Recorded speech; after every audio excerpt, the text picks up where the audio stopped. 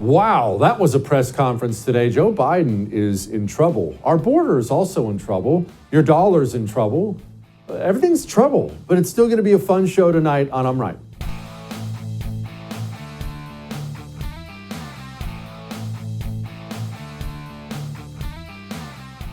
Instead of being honest with the American people, President Biden has claimed since the 2020 election that his family has not received money from China. That was a lie in 2020, and he continues to lie to the American people now. The things they laid out today in that press conference, I'm never all, wow, the GOP, but man, they have uncovered some truly amazing things about how the Biden family has just been taking bribes. What exactly for? I don't know. They're going to go into all that. We'll ask Jim Jordan about that, but not just from China, Romania, Ukraine. Joe Biden, the Biden family is a crime family, and they are in trouble. The media has ignored it all day, of course, but Joe Biden, I've already said, I think the system is going to push him out because they want a different Democrat. He's too old and stupid and unpopular. I think today might have sealed it for Joe Biden. I don't know. Let's find out. Joining me now, Congressman Jim Jordan, chairman of the House Judiciary Committee. That's why we're actually finally getting some things done in this freaking government. Congressman, okay, break this down today, if you wouldn't mind, for people who didn't watch the whole press conference like I did. The Biden family and China, what's the connection? Well, CEFC, this company with some shady backgrounds, was paying money to these various LLCs that were set up. Joe Biden said, no, we never had any business deals. My son never had any business deals with China. That turns out not to be accurate. But I think the big picture is what, 170 suspicious activity reports. And I always say the key word in there is suspicious, that our government, our Treasury Department put together about all these banking transactions taking place. So 170 suspicious activity reports that the committee's reviewed, thousands of pages of bank records that the committee subpoenaed and reviewed, show that there are over 20 limited liability companies that the Biden family and people companies they had ties to were set up that received millions of dollars from foreign entities, and that money was then paid out through these LLCs to various members of the Biden family. Joe's brother, his son, the president's sister-in-law, his daughter-in-law, all kinds of people got money from these companies. And it sort of raises the fundamental question, Jesse, why? Why did they get paid? What did they do? What service did they provide? What value did they add? What was the business they were operating? No one seems to be able to have an answer to that question. And that, to me, is the fundamental question. And frankly, the complexity of this operation, I think, was done by design to maybe hide how it was all working. But that's the big concern. And that's what the committee has now uncovered. And Chairman Comer pointed that out today in the press event. Suspicious activity report. How does one even get rung up on one of those things? What constitutes suspicious activity? I think big payments, money moving from bank to bank to bank. This was just 4 banks. Chairman Comer said there's other banks that they're going to subpoena records from. So that's the key. And again, this is our government.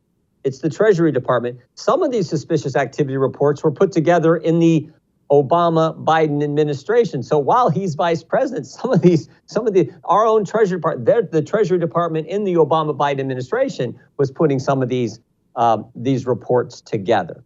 So that is, and why not just, seems to me also the fundamental question, Jesse, is why not just be honest? Why not just tell us the truth? Be straight with the American people. Almost seems to be a pattern with this administration. You got Mayorkas saying the border is secure. We know that's not accurate. You got the 51 former intel officials. Biden said that, this thing just sort of happened organically. He never told us that his campaign was actually involved in how this was all going to be put together. So why not just be clear? They told us that our debt ceiling bill was going to hurt veterans, which is not true. So just be square with us on everything, but certainly on this issue. Well, I think we know why they can't be honest about that. What could a congressman, senator bringing in 165, 170 grand a year, not that that's bad money, what value could he provide China, unless it's taxpayer value of some kind? But it didn't stop at China. Apparently this family, they're world travelers. Romania as well. Was it the same kind of setup in Romania, LLC to sister-in-law? Yeah, and it's like, it goes to these LLCs, the business partners, Mr. Robinson Walker and others get, usually it's a third, a third, a third. So 1/3 of it gets paid out to the Biden family, whether it's from money from Romania, money from Ukraine, money from China. All these, we know that Hunter took money from the wife of the mayor of Moscow. I mean, so on and on it goes. That just is not normal. That's not how businesses operate. Why not just have one company? If you're doing a legitimate business, one company, you get paid for legitimate work. But there never seems to be anything you can point to that they provided any type of real work, real service, real value added. They just got paid money. So what were they doing for this money? Did they pay the taxes on the receipt of this money? We don't know that either. Those are the fundamental questions that I think everybody has. I have a question I think I know the answer to, and I wish I didn't, but why are we just now finding out about this? We had to wait till Jim Jordan was the head of the Judiciary Committee. Joe Biden was vice president under Obama. Then Trump took over, so we supposedly had a Republican-led government, and now we have to wait till May 10th? Why are we just finding out about this now? You know, it's the sort of the fundamental question. It's why we're doing the oversight work we're doing, Jesse. I do think that it's no accident that we also have learned here in the last few weeks how this whole 51 former intel officials put this letter together, how that was used, and the coordination that seems to have occurred with the campaign based on Mike Morrell sitting for an interview under oath and the answers he gave us to our questions. We know that Tony Blinken contacted him, and that's what prompted Morrell to go organize this letter, put it together. He said he did it because he wanted Biden to have something to use in the debate against President Trump. He said he did it because he wanted Biden to be the next president. And of course, we now find out that it was the Biden campaign was telling Mike Morrell, here are the reporters we want you to give this letter to. So we're just now figuring all this out. And, you know, none of this, we didn't know any of this over the last couple of years. So it's sort of the way it works around here. We got to dig in. We got to be in control of the Congress so we can do the real oversight that is warranted in our duty under the Constitution to get the answers and the facts to the American people. And we're going to continue to. But by the way, Jesse, on this letter, we now know that it looks like someone in the CIA actively recruited a person to sign the letter. This person who worked for the Publication Review Board, they called up an individual who actually signed the letter, Mr. David Karians, who signed the letter. He had another book he was writing in front of the Publication Review Board. They called him and said, hey, we've approved your book. By the way, would you be interested in signing this letter that other members of the intel community are signing? That is as wrong as it gets, and it looks like that happened. It looks like our entire federal government has been weaponized against the right, and people are understandably overwhelmed. I hope you can unpack all this. Okay, I know I don't mean to change the subject. Maybe I'm not. I know we had an FBI whistleblower come forward and accuse Joe Biden of bribery. Dare I even ask, is that part of this, or is this a separate bit of corruption? Well, it looks like it's part of it. Well, again, we haven't seen the document, but we've had a whistleblower who came to Senator Grassley. Senator Grassley talked to Chairman Comer. That's why he sent the letter to the FBI. The FBI is due to get back with us to Chairman Comer and Senator Grassley sometime today. I don't know if that's happened yet. We've been in a markup here in Judiciary Committee, but we'll see. The whistleblower alleges that there's a informant who has talked to folks in the FBI saying that Joe Biden took certain policy positions and policy actions based on some kind of transaction. I don't know if it's accurate. What I do know is a whistleblower that Senator Grassley thinks is credible came to Senator Grassley and said he thinks this actually happened. So you got a number of levels of, you got the informant telling someone, that person in the FBI puts this on a form called a 1023 form, which is the form used when informants give information to the FBI. And supposedly the whistleblower has seen that document. And that's what Chairman Comer asked to get from the FBI. We'll see what happens. We'll see what the FBI says. But again, Senator Grassley thinks this whistleblower is credible. So we'll just wait and see what we get back. That's at least encouraging. Are we getting more? It seems like we're getting more and more of these whistleblowers, and I find that to be encouraging. Brave people coming out of what appears to be a very corrupt system to speak the truth. I find this inspiring. It is, and we're going to hear from some of those next week. We think the plan is to have a hearing next week where some of the folks, the whistleblowers, have come talk to us, and we've had over a couple dozen who've come to our committee. We've interviewed several of those, and some of those who we've interviewed we think will be in a public hearing here in the real near future. We're looking at possibly even next week for that. But they have been, they're brave folks. Many of them, we believe, have been retaliated against for coming forward and telling us the truth. And so we're gonna highlight that in a hearing real soon. Yeah, IRS will be visiting all of them. Congressman, I appreciate you very much. Thank you, Jesse. Appreciate what you do. Well, we had an inflation report come out, and we'll get to that in a second. There's a lot to swallow today. We're not even talking about the vice president. All right, well, let's get to this. Let's get to wealth, finances. Forget wealth. It's probably a bad way to put it. Let's just talk about our money. We're about to talk about inflation. The government, the United States government, is destroying the value of your dollar every single day. They're apparently not going to stop. They're not going to slow down. They're going to keep going. They're going to keep printing money. They're going to keep passing multi-trillion-dollar bills. And where does that leave you and me? Totally screwed. Unless we have the financial security of precious metals. You need something solid in your hands. Gold, silver coins. Oxford Gold will mail them to your front door. Did you know that?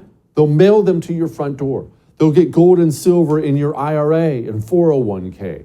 And they make it easy. It's not a freaking burden. It's not some used car sales pitch chirping in your ear. Call them. Call 833-995-GOLD. Tell them Jesse told you to call. They'll take care of you. 833-995-GOLD. We'll be back.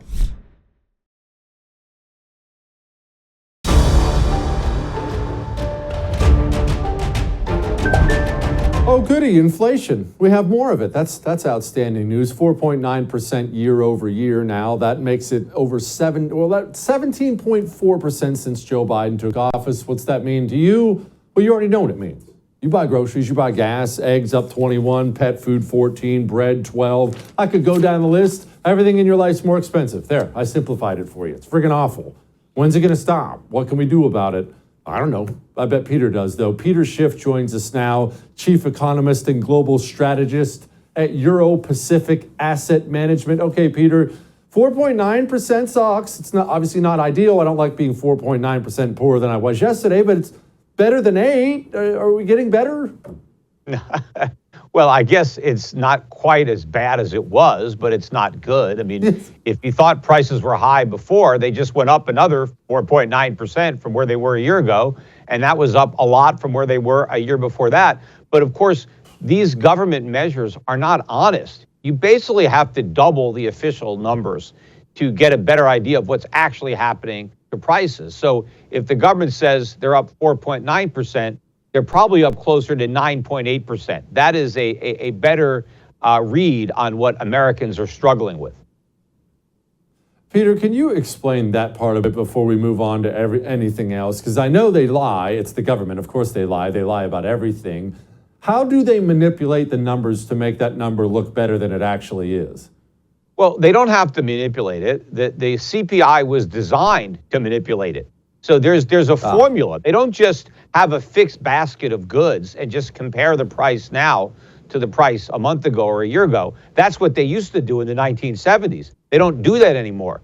They tinker with the basket. So the methodology for calculating the CPI has been designed to produce a lower number than what we used to get when we had a more honest measure of prices. So that's by design. The government doesn't have to lie. The CPI does it for them.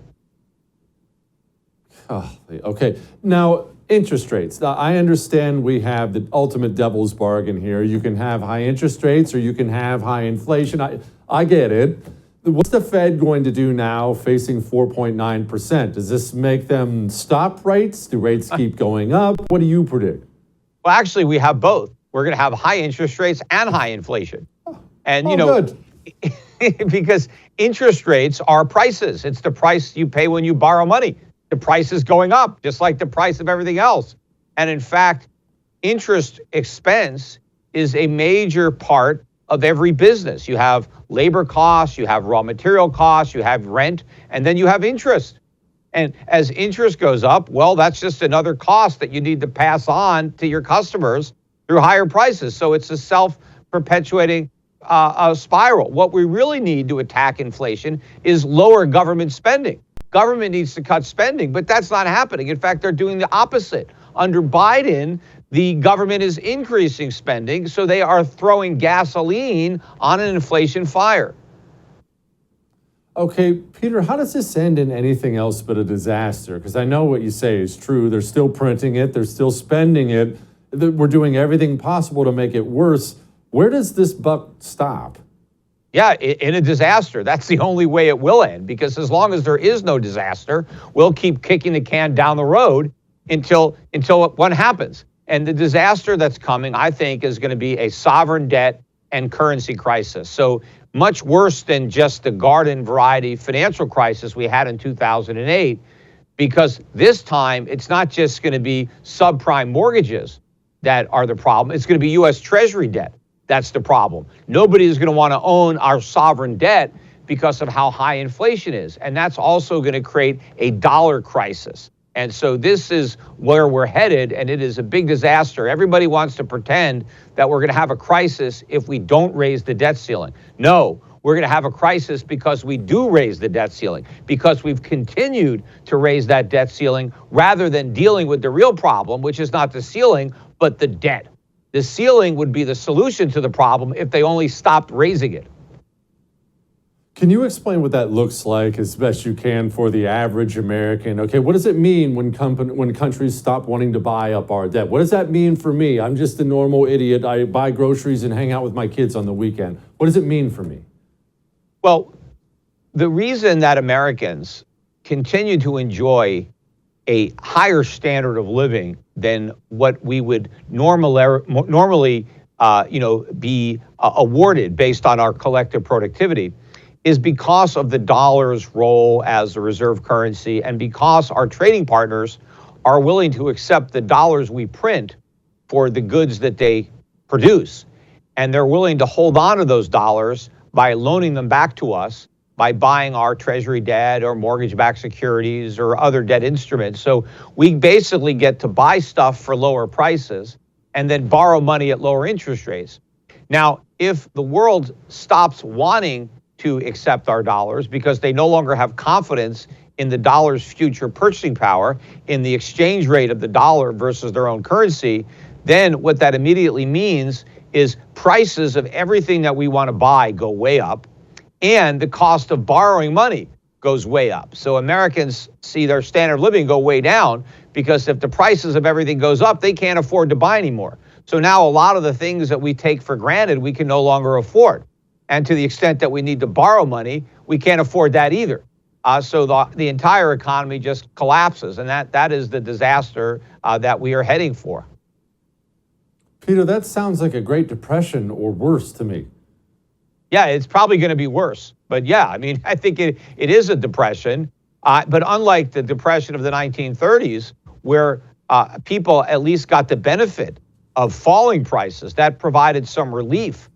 During the Depression, you lost your job, but at least the cost of living went down. And if you didn't lose your job, you were actually better off because you had your paycheck, and your paycheck went further because consumer prices fell during the 1930s. But this time, even the people who don't lose their jobs are going to suffer, because they're going to lose the value of their paychecks. They're going to lose the value of their savings, because everything that you need to buy is going to be a lot more expensive. And that's going to compound the burden for the unemployed, because not only are they going to be without jobs, but their savings are going to be destroyed. And even if they get checks from the government, it's not going to be enough to afford the basic necessities.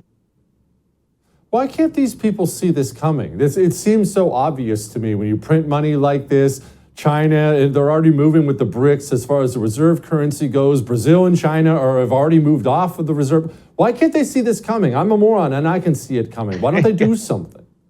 Well, they never see any disasters coming, or if they do, they lie about it. They don't want to admit it. I mean, why couldn't they see 2008 coming? That was obvious. Why couldn't they see this inflation problem? I mean, they were claiming it was transitory when it was obvious that it wasn't.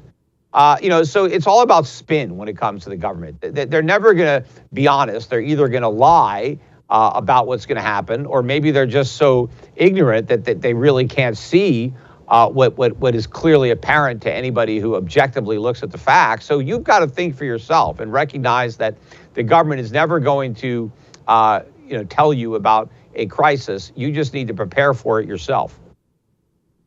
Jeez. Peter, thank you so much. I appreciate it. Take care. Title 42, the border. It's all kind of bad. That was bad. The border is bad. There's a lot of bad. We're going to talk to Mark Krikorian about what's going on at the border. We're going to talk to him next. Before we talk to Mark Krikorian, did you hear what Peter just said? Worse than the Great Depression. You ever see the pictures of the soup kitchen lines during the Great Depression? Not a bunch of homeless people out there. American families standing there waiting for some kind of daily sustenance. We like to think that this is some other world, but that happened in our country. That happened less than 100 years ago in our country. Do you have an emergency 3-month food kit when that bubble goes pop? You really need to have that. This is a family need. Everyone in your home needs 3 months worth of food. My Patriot Supply has 3-month emergency food kits prepped and ready to go. Buy it, please don't eat it, stash it. Stash it if, God forbid, the day comes, you need it. Go to mypatriotsupply.com. They got $200 of free survival gear with it, and I really hope you don't need that. Per kit, mypatriotsupply.com. We'll be back.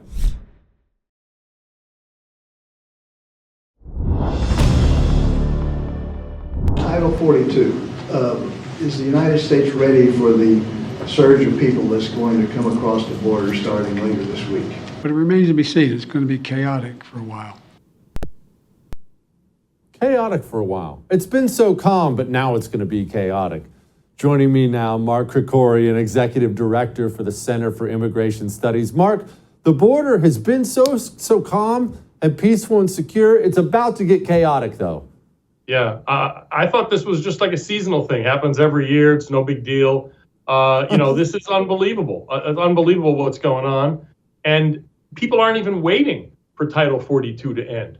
Babylon Bee had a joke that Mayorkas was going down to the border to fire the starting pistol, for all the illegal immigrants, but they're jumping the gun. And they're just pouring over now and overwhelming the Border Patrol. And the Border Patrol's is stuck because of the Biden policies, because they end up just letting them go. I mean, some of them they'll get sent back, but a lot of them are just going to be released onto the street.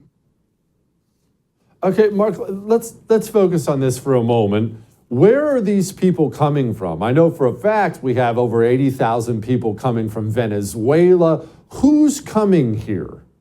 They're coming from every place. Venezuela, Haiti are two big places, but one of our guys is down there in Matamoros, which is opposite Brownsville, Texas. The hotel he's staying in there is loaded with people from Kyrgyzstan, which is one of those Central Asian former Soviet republics. A whole hotel full of them. So they're coming from every place. I was on the border a few weeks ago over in Arizona. We ran into a family from Angola.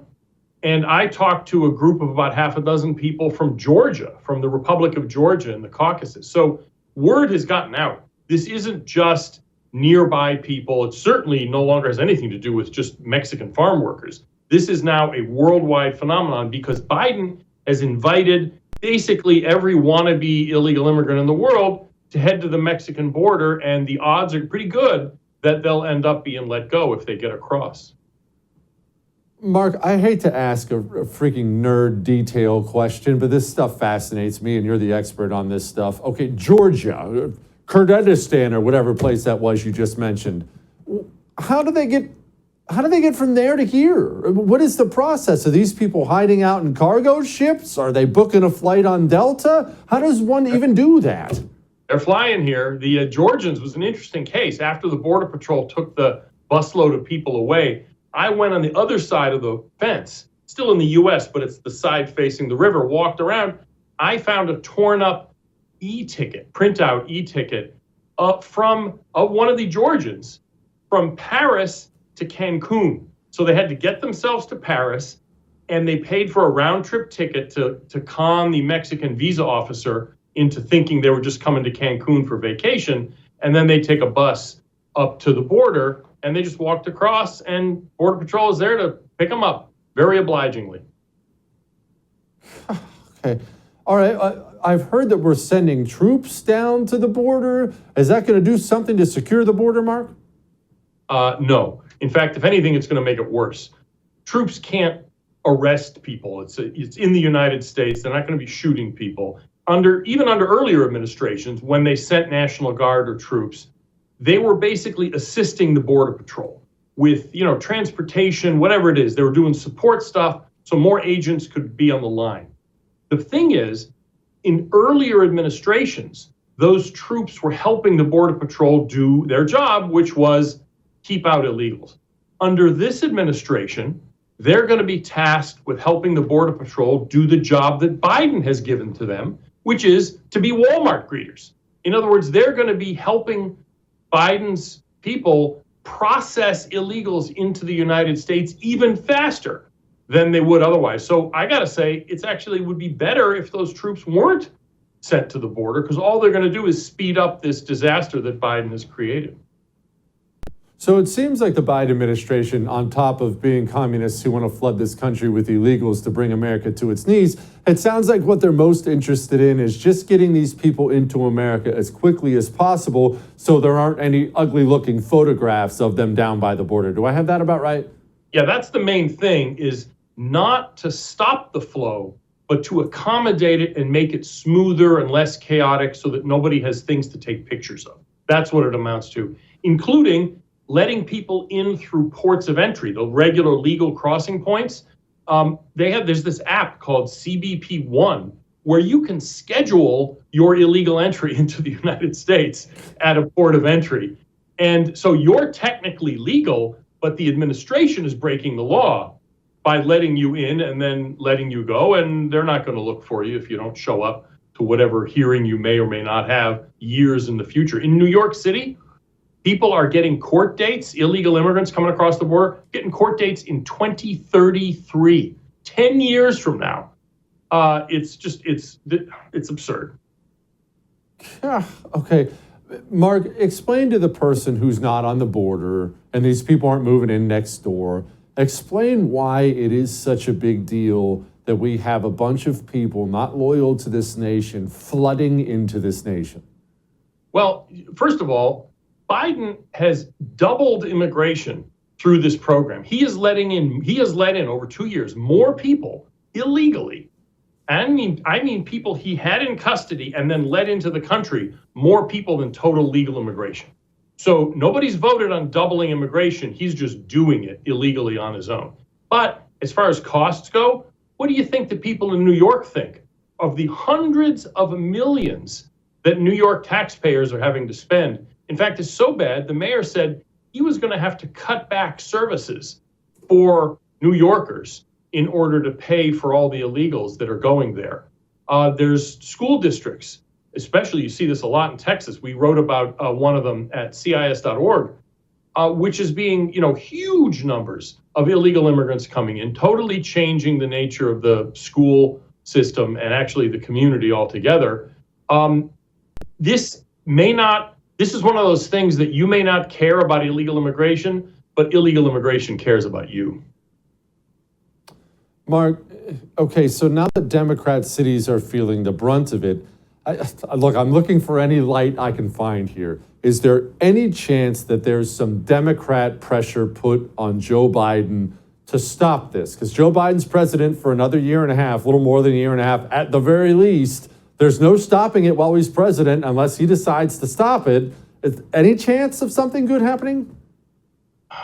Not much. A little bit maybe, but not much. The mayors of Chicago and New York and others did complain about this behind the scenes. I mean, they're complaining in front of the cameras, but they've called the White House and said, you got to stop this. The problem is this administration is stocked with people who don't believe the border of the United States is legitimate. They don't think the American people have the right to say no to anybody. So that, what are they going to do? They'll do something. They'll go through some motions for political, the political cover, PR reasons. But their heart isn't in it. And you need to have sustained vigilance to stop this. I don't see this administration being able to do it. The only good sign, okay, I'll give you a little silver lining. is that things have to get really bad before things change. And we need a lot of change in our immigration system. And maybe this disaster will create the political sentiment among not just people on the right, but in the middle too, to fundamentally change our immigration system. Fingers crossed. Mark, I appreciate it, brother. Thank you. There's, as you can imagine, lots of media stuff to discuss on a day like today. Scandals all over the place, bribery, illegal immigration. Let's talk to our buddy Curtis Houck about that in just a second. Before we talk to him about that, let's talk about your dog's breath. It stinks. Your dog's coat is getting dull. Maybe your dog's lethargic or hyperactive. Joints are going. This stuff is not inevitable for a dog, not as early as it happens. Dogs develop these problems because dogs are never given nutrition. Dog food is brown. Nutrition is not brown. Nutrition is green. Dog food is dead. They kill everything in it on purpose so it lasts longer on the shelf. Essentially, your dog has these problems because your dog has never had nutrition in his life. What about 100% natural nutritional supplement, Rough Greens, you pour on your dog's food? What about that? They're giving out free Jumpstart trial bags at Rough Greens right now. Go to roughgreens.com/Jesse and get your free bag, or call them 833-33-MY-DOG. See a difference in your dog when you give him or her nutrition for the first time ever. It's palpable. It's amazing. roughgreens.com/Jesse. We'll be back.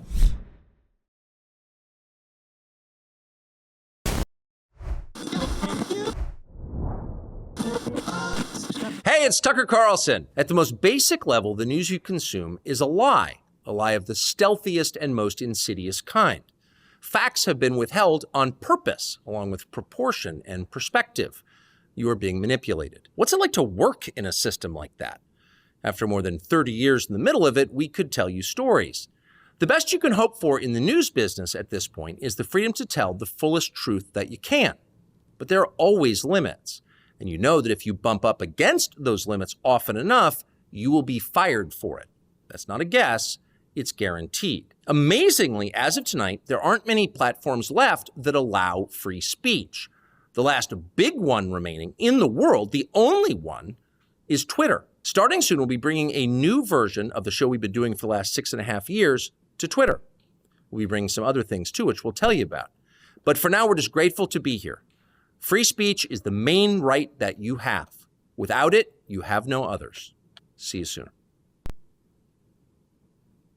That I did not see coming. And I know him.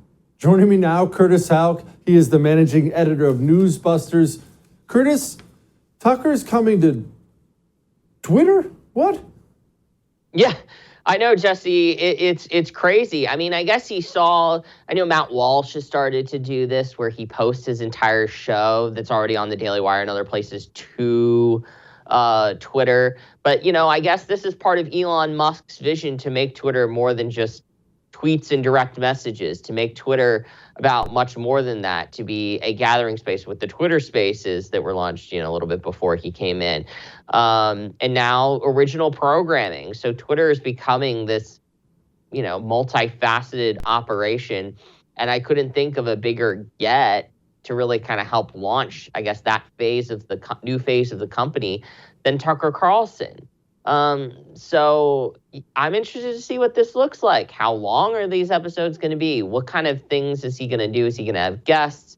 What does he mean by other things? There was rumors about this candidate forum, or his investigative stories that he had been doing before he was fired by Fox.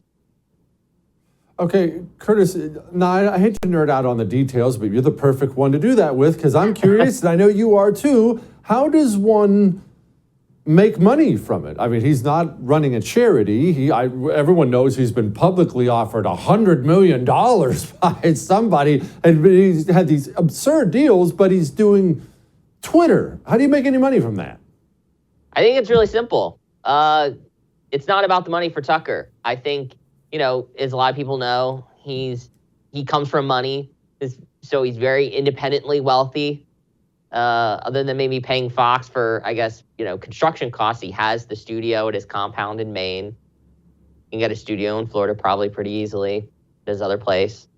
So I think this is really about the mission for Tucker and really, I guess, fighting back against, what he sees as clearly being fired unfairly. So I think that's really what it comes down to for him. And, as far as how he makes money from that, I guess, presumably to pay his staff if he's not going to take any money, if he chooses to go down that route, I guess it would be very similar to YouTube where, it comes down to clicks and monetization of, based on how many views you get and how many eyeballs you bring to the platform. The media's reaction to all this was, well, predictable. Here was Stelter. Okay, well, listen, Twitter was already under fire from misinformation, disinformation, all-out lies, anti-Semitism, racism before Elon Musk took over, and now it's gotten kind of crazy, right? Seemingly unmoored, if you will. Will anybody be able to police what Carlson says, or is this the point? It's just a free-for-all. I think this is the point. It is a free-for-all. It's what Elon Musk wants to provide. This move by Tucker may cement the idea of Twitter as a right-wing website. Police the idea of what Tucker says. These people really are communists, Curtis. It is their first inclination always to censor, lie. How do we crush them? They can't help it. It's who they are. Right. E. Jean Carroll, all sorts of anti-Trump, bits still trend on Twitter. So the idea that this is somehow some right-wing bastion that's being crushed a la, people at Tiananmen Square is ridiculous. Leave it to, maybe Tom Costello, the host there on the streaming channel of NBC News, should stick to aviation, which is his typical beat. We're talking about, the American economy from a shopping mall in Bethesda, Maryland, outside of Washington. And Brian Stelter should go back to his farm, talk to his kids, Sunny and Story Moon, instead of opine on these kinds of things. Let's switch Sunny and Stormy. I can't. All right, let's switch it up today. James Comer. Well, here was James Comer. Joe Biden's son, Joe Biden's brother, Joe Biden's brother's wife, Hunter Biden's girlfriend or Beau Biden's widow, however you wanted to write that, Hunter Biden's ex-wife, Hunter Biden's current wife, and 3 children of the president's son and the president's brother. So we're talking about a grandchild. That's odd. Most people that work hard every day's grandchild doesn't get a wire from a foreign national or anything like that. So that'll conclude our question. Curtis, it was honestly not very much stuns me. And it doesn't stun anybody that Biden family's corrupt, but the breadth of it. They just take anybody, anyone who's related by blood, and they're linking them up with a bank account. Get ready for the China dollars, baby. How's the media covering this today, Curtis? Not at all. You notice that, the Biden Justice Department conveniently timed the charges to be unveiled against George Santos, just as Jim Comer stepped to the microphone. Isn't that interesting? The wholly independent Justice Department that you hear so often about from the esteemed Karine Jean-Pierre, who's such a big grasp of the English language, that it is completely independent and they make their own decisions and there's no interference from the Biden administration, would time it in such a way to prevent this story from really gaining legs. So between that and E. Jean Carroll, it's really convenient. Some of the stuff about China and CEFC, we heard about that from Tony Bobulinski. So that slice wasn't new, but maybe people for the first time hadn't heard this before. But the things about Romania, about an FBI informant, going back to the IRS whistleblower, that is huge. And we haven't really heard any of that stuff. We only had about 25 minutes on the broadcast networks over just a couple days stretch dealing with the IRS whistleblower. But other than that, it's really been zeros across the board on the broadcast networks this year. So we'll see what it turns into tonight and tomorrow, but I'm very skeptical of that, seeing as how they gave 43 minutes and 47 seconds between Tuesday night and Wednesday morning on Trump and E. Jean Carroll. I don't think they're going to do the same for Jim Comer. Somehow, I suspect you are correct. Yeah. Curtis, I appreciate you, brother. Come back soon. Thanks, Jesse. All right. We got to lighten the mood. A lighten the mood that is supposed to help people, especially The View. We will get to that in a moment. Before we get to that, I want to get to this. Let's help you. Let's help you with your allergies, the air in your home and your office. Look, we're all struggling. Well, I take that back. You're struggling. I struggled forever with allergies. Forever. Always taking that stupid over-the-counter allergy medication that dries you out. You wake up with cotton mouth. It's worst. I don't have to do that anymore. I don't even own it anymore because of Eden Pure Thunderstorm, the greatest air purifier freaking ever. It's not one of those big towers that sits there. It's just this little black box. It's about that big. You pull it out of the package, you're gonna think I'm joking. And you plug it into the wall, it doesn't even make a lot of noise. What's it doing? It's cleaning your air constantly. Viruses, mold. My allergies are gone. This thing is a miracle. I started out buying one. I own 6 of them now. I love it. They're selling 3-packs now because I own 6 of them for $200 off. Go to EdenPureDeals.com, code Jesse, and get some relief. Get a better smelling home, cleaner air. EdenPureDeals.com, code Jesse. We'll be back.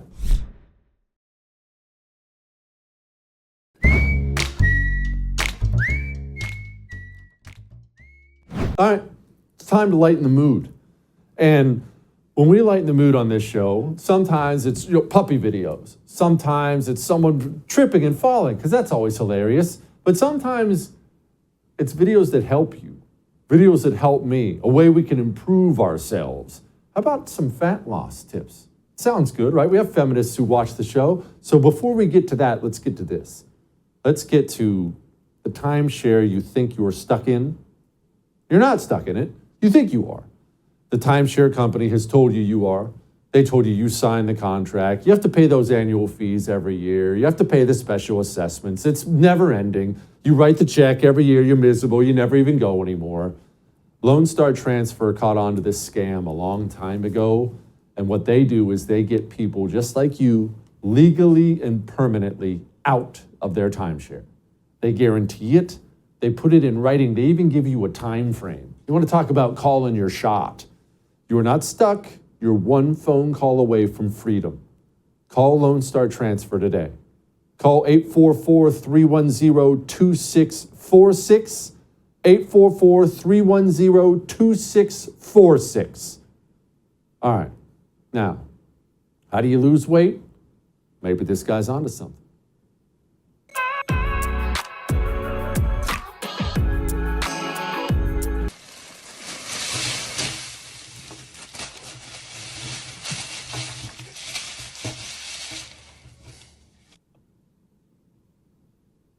I'm sorry. I'll see you tomorrow.